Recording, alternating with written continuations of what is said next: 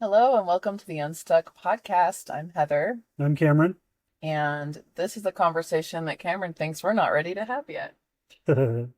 Um, so we've been talking about different things to discuss on here and what might be of benefit to others. And one of the topics is boundaries and what a real boundary is.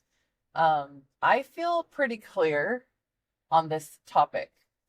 Boundary versus Control control. or demands. Yes. Um, I feel pretty clear on this topic. How do you feel about this topic? I feel like that it's the type of thing that can be easily misconstrued or used for someone's gain rather than actually what it is. A boundary? Both. Whether or not it's a boundary or control. Maybe explain like a for A instance. true boundary is not something that can be used. If you're doing it the right way, it is not something that can be used to control or make anyone do anything. If that's the motive or what's behind it at all, then it's not actually a boundary. So back up and maybe explain it. this. Okay. So oftentimes we think of boundaries as like, you're not allowed to do this, right? So maybe in a marriage situation, a boundary could be, you're not allowed to cheat on me, or you're not allowed to watch, or something like more benign, right? You're not allowed to Leave clothes on the floor. leave clothes on the floor. Yeah. Or the fight that we always have with laundry. Cameron wants me to make sure things are right side out before they go into the dirty clothes, and I'm like, I'll just do it when I fold anyway, right? So that's one of the things we've talked about. So just like this is what it should be. You're saying that's a boundary. No, I'm saying that we typically think of it like that. So it can range from the serious to silly, really inconsequential, but still like things that lead to fights, right? Trivial, yeah. So a boundary, when we think of it as in, this is a rule, and if you break it, you broke my boundary, that's incorrect thinking. So Cameron, what would you say that is instead? Yeah. So let's just bring this home to something that is relatively serious. What started this podcast? I could say that you viewing porn broke my boundary. I don't think that's 100% correct, because you can't control my boundary. My boundaries are mine. My boundaries belong only to me. And the only time that let me rephrase this. A boundary is something that I will do. It's an action that I will take if certain agreements aren't kept or made. So when somebody says, like, you broke my boundary and you do this, right? You broke my boundary and you watch porn and you hid it from me. So that might be a rule or an agreement or a contract that we had where you don't watch porn, right? But you doing that action didn't break my boundary. Me not knowing what my action would be or what I would do in the face of that is where I broke my own boundary. Does that make sense? You broke a rule, you broke an agreement, but the boundary is only broken when I don't act in integrity with what I know I want to do in the face of such a conflict or the face of such a breach. Okay. So what I contest is that I think this easily can be mixed up. So for instance, if I said, Heather, if you watch pornography, I'm going to leave you. Mm-hmm.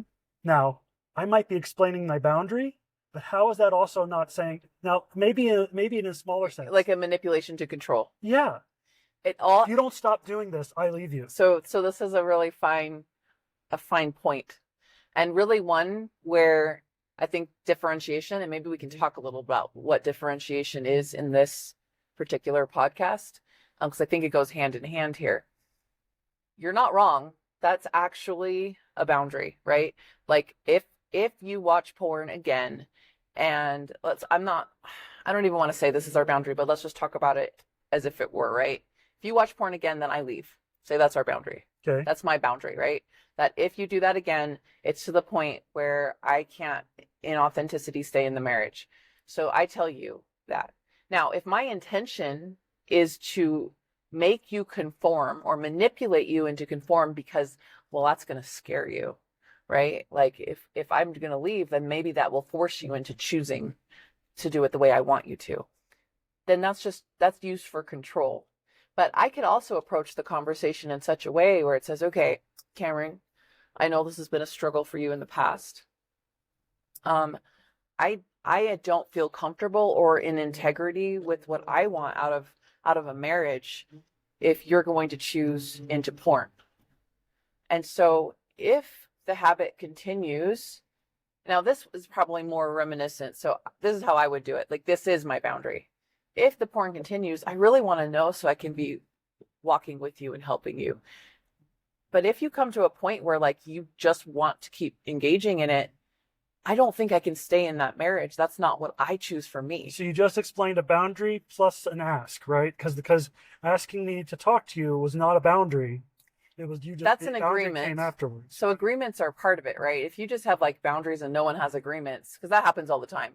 We create boundaries for ourselves where like people should treat us a certain way, but we never talk about it, or if they don't even know that that's happening for you, that's a problem. So what I just did there, I think, was open a dialogue for an agreement between us where we both agree. We either agree or we continue the dialogue until we find where we can meet and compromise and work with each other, or maybe we realize this is an impasse and we're not going to get anywhere, right? And I think that's the boundary then. If that's where you're truly at, then I have to, in my integrity, I can't stay here. It doesn't work for me. And you can do that with manipulation to try and control and try and use fear to get the result that you want. Or you can be coming at it from a differentiated state that says, I know who I am. I know what I want. And if somebody else isn't meeting that desire, then we have to really take a look at whether this works for us or not. It's all about how you approach it and whether you're using it for control or you're saying, and I think Cameron, there are some situations that are a lot harder. Like, we had a really blessed scenario where you wanted change. Mm-hmm. We're talking about the pornography right now. You always wanted to change. You didn't know how, and you felt incapacitated to a certain extent to be able to do what it took to change. In fact, you were even confused about what it would really take to heal. Yes. So when it was discovered, you were already desiring that change in your life, and so working together, like, we both wanted the same thing. We had some obstacles to overcome because I wasn't aware, so I had to deal with the awareness and the those type of things. But the objective for our marriage was that pornography would not be a part of it, that we would be more intimately connected and grow closer together, because we both wanted that. Now, some people might not have that situation. In fact, I've, over the past year plus, I've been just diving deep into podcasts and studying relationships and listening to other couple stories as they work with therapists and whatnot. It's been a really cool experience to learn and grow and develop my understanding of relationships by doing this study. And what I'm seeing is that there's a lot of people that are really afraid to be known. And so you could have a disclosure like that, and they're really scared and they're not ready. They're not ready to be seen yet. So they continue either to hide, or they don't reveal the whole truth, or they don't know that they want to give it up, and they're not sure that this marriage is actually going to work because it's so complex. We all have such different complexities and things that baggage we bring into relationships. So no two situations are the same, but it's not always clear cut like that. Sometimes people don't know if they really want to change, or if they can change, or they're scared. And so there might have to be a harder line that could come across as threatening. But I really think it's all about the person that's setting that boundary. Like, you need to do your gut check and let other people deal with how they're interpreting it, because you can't control how someone's going to choose to listen to it. So if you come in all integrity, you say, like, look, say someone's cheated, right? I cannot tolerate you cheating again. Maybe I'm willing to work on it. I'm willing to heal. I'm willing to put in the effort to repair what's damaged. but I cannot tolerate you cheating again. And I need you to know that if it happens again, I will leave. I can't do this. Now, you could hear that on the other side of it because of your own baggage and stuff and limiting beliefs that we all have. You could hear that as you're just trying to manipulate me. You're just threatening me that you'll leave. Sure. You could choose to hear it that way, but the person saying it really could be doing that. Like they'd have no intention to actually leave. They're using it to be fear. That's another way you can tell. Are you really serious? It's not a boundary unless you're seriously meaning like you're going to leave if this happens again. If you find out, if it's discovered, I will leave. This is where I'm clear. This is the action I have to take. And if you're not actually serious about that, and this is where you have to do your own gut check, then you're using it to manipulate. And I really hope nobody stops listening to us at this point, because Heather's talking about hard lines. We will get to a little bit further on the discussion on how hard should you be making lines. Oh, that's a good point. And Yeah. and I'm just saying there are situations where you might have to be really firm. Now, with Yes. us, when we've created new boundaries for us, I didn't have to be that firm. In fact, it wasn't, our boundary isn't that you never watch porn again. It never was. I knew that was a really dumb one because I knew I wanted to be married to you. Our boundary is if you're lying to me again and you're not coming and talking about it, because we've really done some deep work with being vulnerable and honest and open and radical honesty, right? yeah, So if you are withholding something like that again, then we have some serious conversations to do, because if you're not actively working on fixing and correcting that, like my boundary is, are you still willing to work? And willing to work means you're willing to talk. yeah, Would you agree? yes. Can we just do a quick little summarization? And I believe so what we've talked about is a boundary being, and a lot of this comes to core things. The core things will be you taking ownership for your feelings. Your feelings are your own, not somebody else's, and you don't own somebody else's feelings. Yes. Intention, how you approach something, to why are you doing this? Why are you asking for something? Why are you acting a certain way? Your intention. What is your intention? What are you trying to get out of it? Differentiation, meaning this is that we're two separate people working on a marriage. It's not connected in a way that makes it to where You are not the marriage. right. I am not the marriage. Heather's not the marriage. The marriage is something that you and I create, and it's unique to you and I. Yeah. So that's differentiation. So and that's important, because when you make a boundary, you're trying to serve the marriage, not yourself. Well, no, I don't know that I 100% agree with that.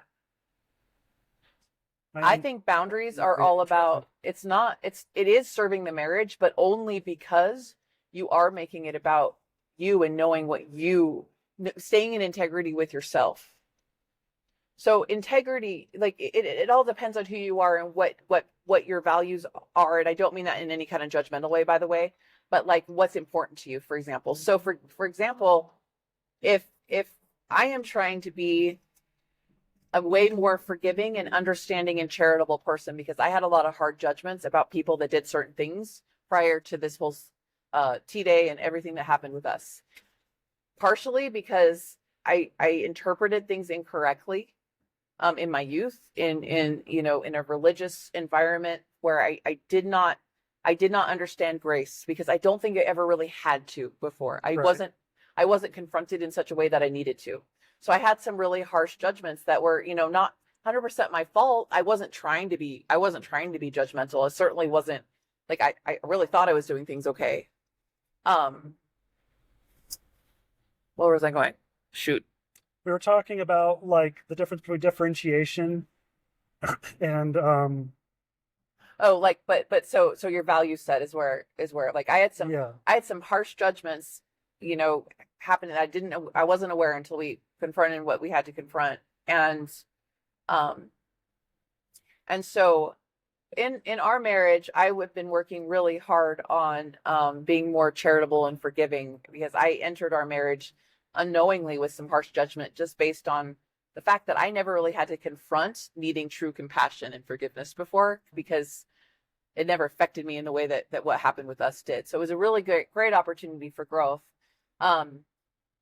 So I've been working on this idea of forgiveness. So for me to create a boundary that says, you need to be perfect again. Like you there's no room for you to have weakness or struggle, and you need to be perfect doesn't line up with my integrity anymore. Like I did before. Like I might have said pornography is a deal breaker, like or not telling me. Because I think honestly, I don't know that I would have said that about pornography. I think I would have said not telling me was a deal breaker. But then when I had to be like really confronted with it, I was like, well, that's not really my deal breaker because I actually really love So you. maybe it's important to say when you are confronted with that hard boundary that you had made, give yourself a quick gut check of whether or not that boundary was what it should have been anyways. Yeah. And It doesn't mean you don't and I enact think, it, but give it a gut check and say, okay, but what am I serving here? like really check in with what principles are important to you and are they being enacted as you're creating those boundaries. So for example, like I was just saying with the forgiveness, am I really being a charitable and forgiving human being if I create a boundary that doesn't leave you room for weakness? Am I being a charitable human being by saying my boundary isn't that you're able to stay strong and perfect for the rest of your life? It's that we have a relationship that makes it safe and okay, where we're both on the same page of we're doing this together, we're walking together through life, we're helping each other through life. And see, that at the core is what I want out of a marriage. And I mean, I don't know that we've had this specific conversation in these words. I think that's for you too, Yeah. but I don't want to speak for you. That's what I want. It would be a weird place to have Yeah. that conversation. No, not right? really. No, yeah, Like that's what I want. no, Heather, I think, but Turn the camera off. We both desired that kind of intimacy. We always have, like, and that's why I felt safe enough to say that because Yeah. you were looking for that. That's what you wanted out of finding a wife, and what you Yes. were feeling depressed about before marriage is that the girls that you would date or were interested in, like, you weren't finding that kind of connection, Yes. outside of any kind of physical attraction. And so, that at the core is really important to me. So I should be looking to that as like to create my boundaries. Because that's kind of that's a deal breaker for me. And I was thinking, actually, I was talking to you this morning about this as we were getting ready to leave. I remember I was reading a post online about a couple who, like, where the husband was not willing to be vulnerable and share his thoughts ever, and how it was causing some conflict and pain for the wife who really wanted that vulnerability and was struggling with it and was seeking help, because it would lead to fights sometimes, and it was just a really painful thing for her. And there was a comment on there that said, well, she had experienced this with her husband, and she realized, like, that's his, like, he's his own person. I have no right to dictate whether he shares his feelings or not. And so I allow him his space. I get to live in integrity with mine. And she just kind of went on. It was a very differentiated approach to that situation. And I was thinking a lot about it, and I'm like, well, maybe I'm just not that differentiated, because that would really bother me. And then it hit me. I'm like, no, that's not necessarily it. I definitely have a lot of room to grow and work on differentiation personally, but I don't think that was the problem there for me. I think what it comes down to is I'm not okay with that kind of a marriage. I don't want that kind of marriage. That I would be living out of integrity for myself if I were to just put up with that as being like, no, it's fine, it's my problem, I shouldn't care, or whatever. So if you were her, what would you do? If I were with those her, boundaries, what would you do? so that's a really hard thing, and I hate to even give advice, but if I were placed in that situation, I think what I would need to do is sit you down and say, look, and obviously, like, and maybe it's not obvious, this conversation can't happen in a triggered state.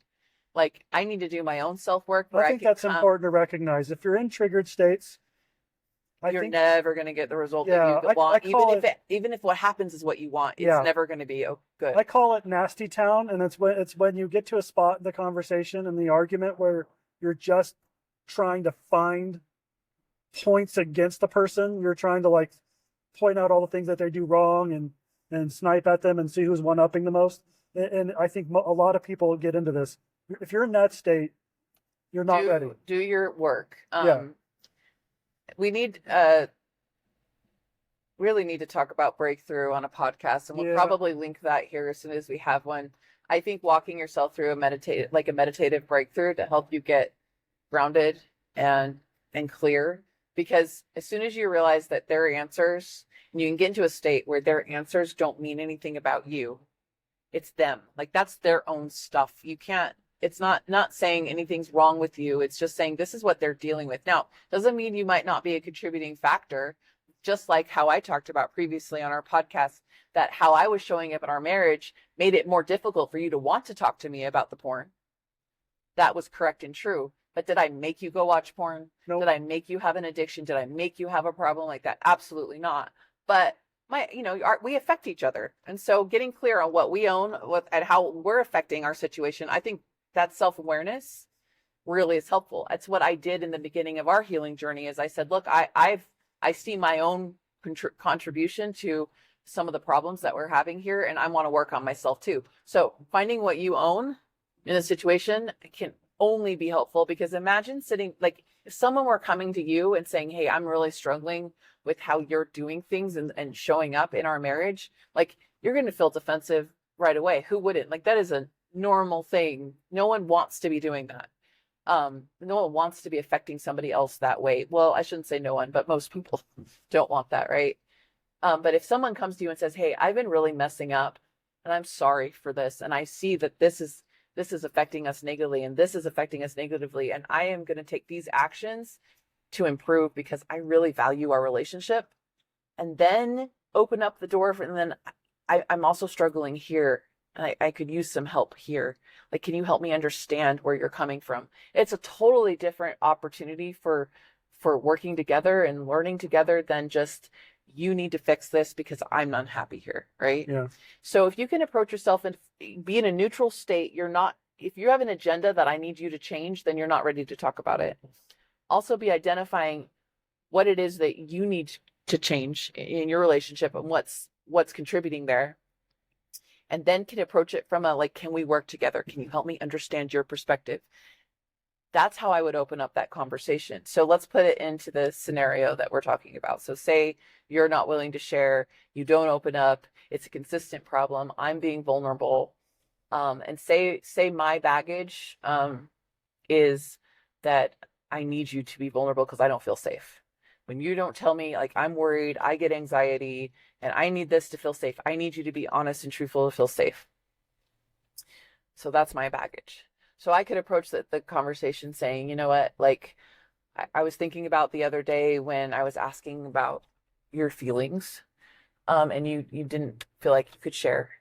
And I was troubled by it. So I've been doing a lot of thinking, and I realized that I need to know those things to feel safe. And so I get really anxious around you. And I'm really sorry that I do that. That's not fair. That's not fair to you.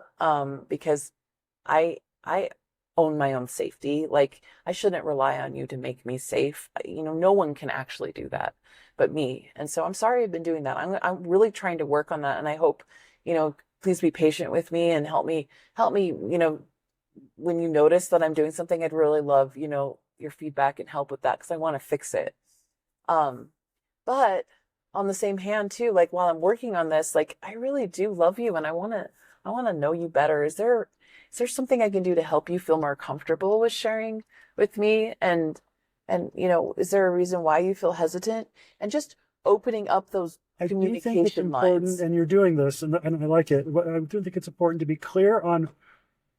So this is another concept to kind of grapple with a little bit.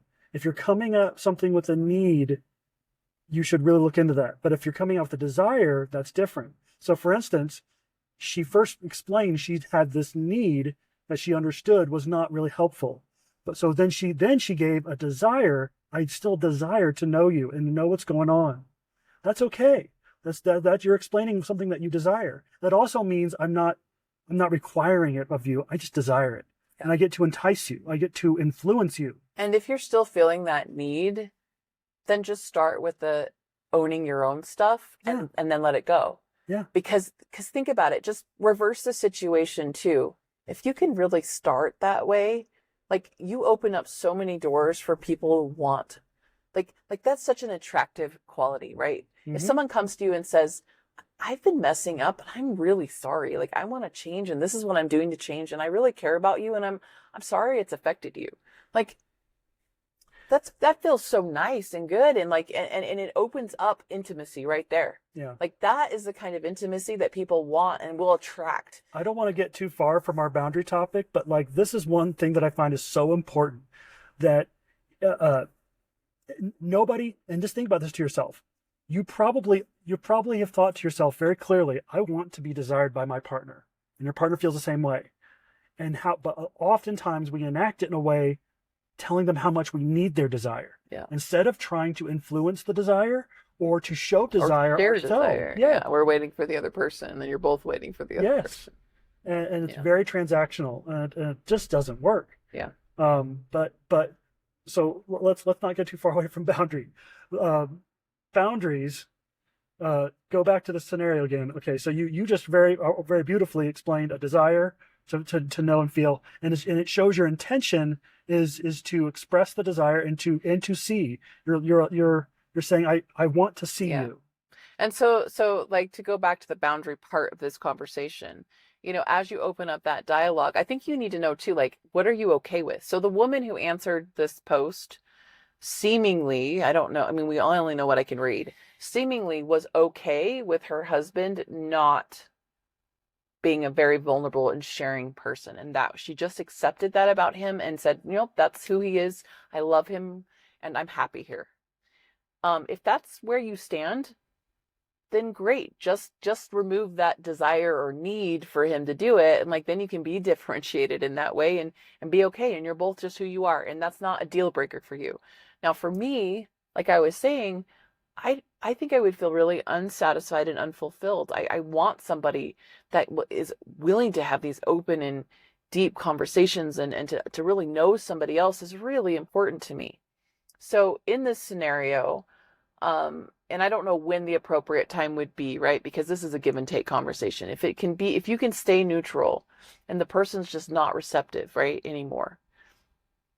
So say they're like, they accept that, they're grateful that you're, saying they're sorry, but they don't feel like sharing. And they're like, they're just not making those changes.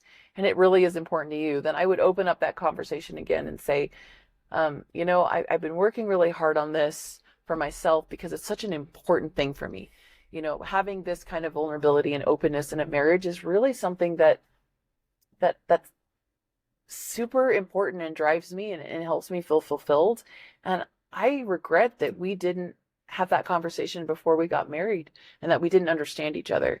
So, where are you at with that? Are you willing to work on that with me? Because and then here, listen, right? I wouldn't put that boundary out first. Like, see where they're at. Be loving. Be enticing. Be inviting towards the things that you desire.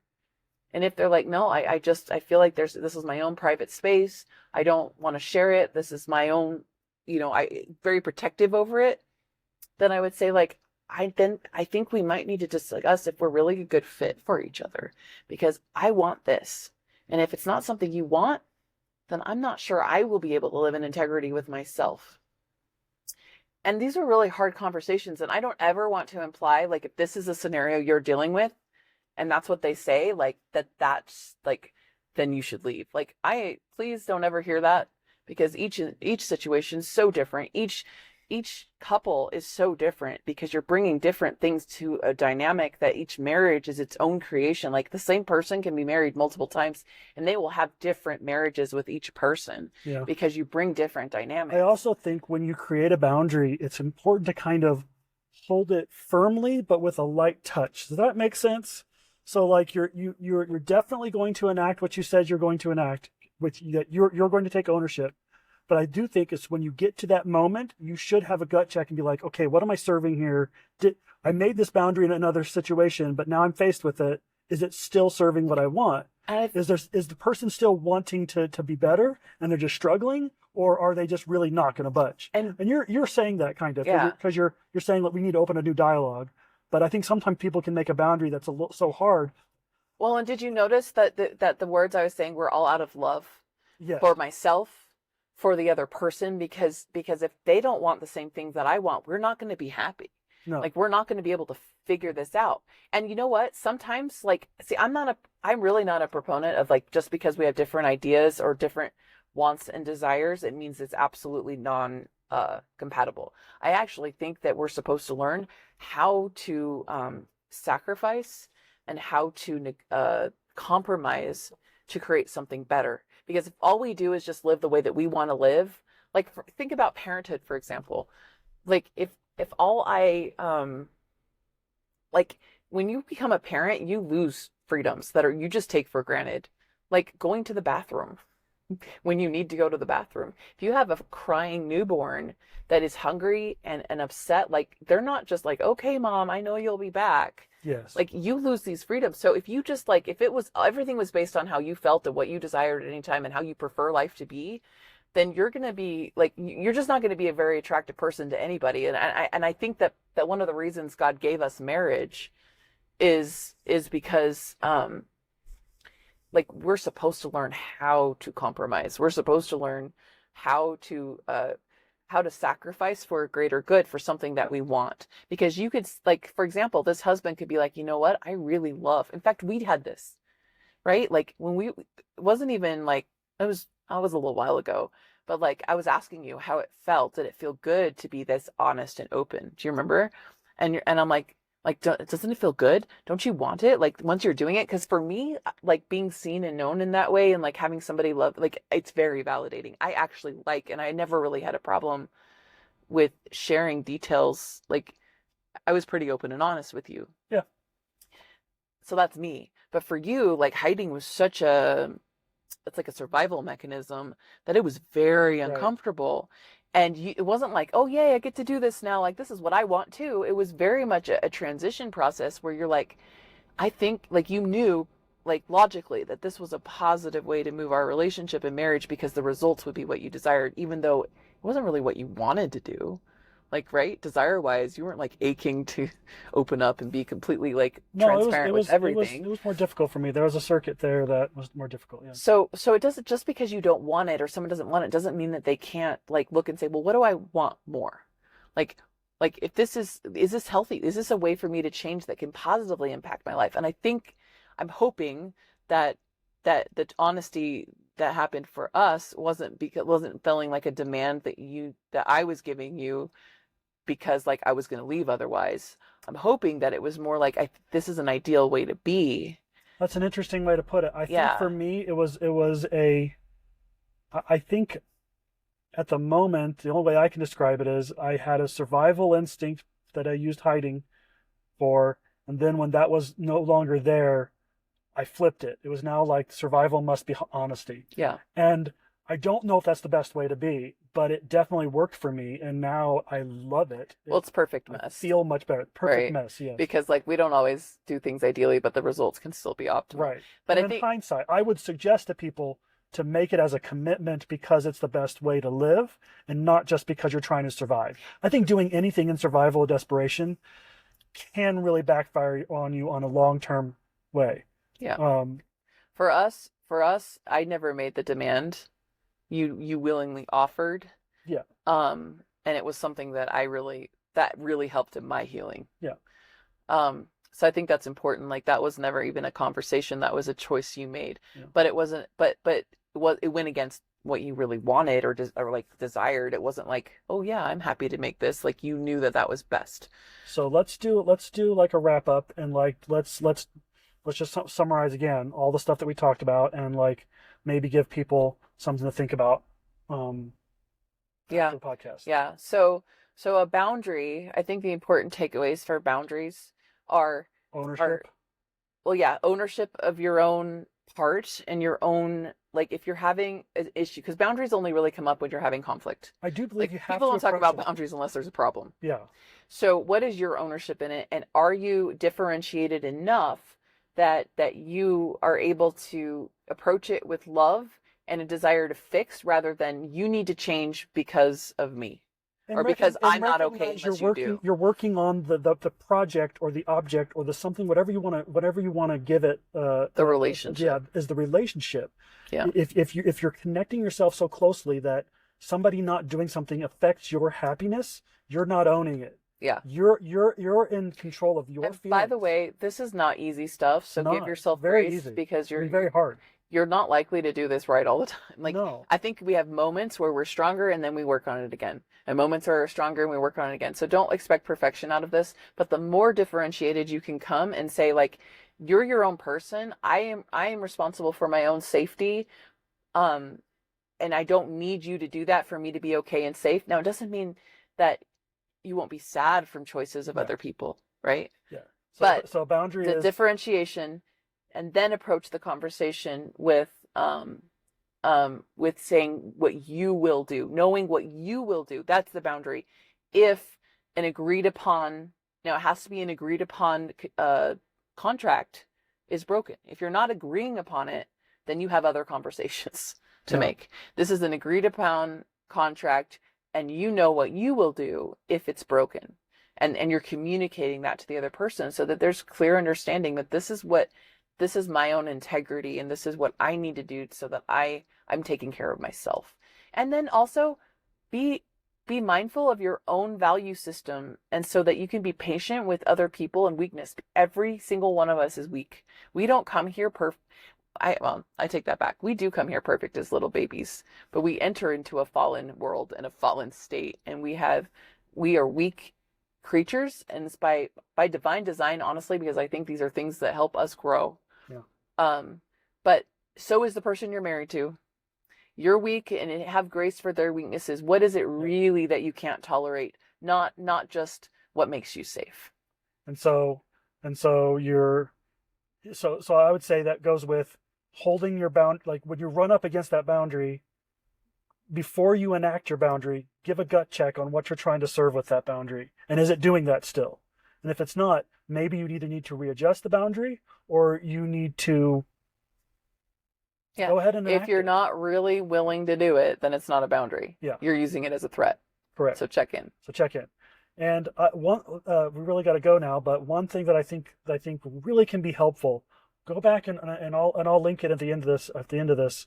Go back and watch our podcast on bitterness. I think if you're ever having trouble enacting your boundary or creating a boundary or having these discussions, bitterness is one of the key things that just seems to get in the way all the time. And if you can really make an exercise and a practice of removing bitterness altogether, it doesn't mean that you don't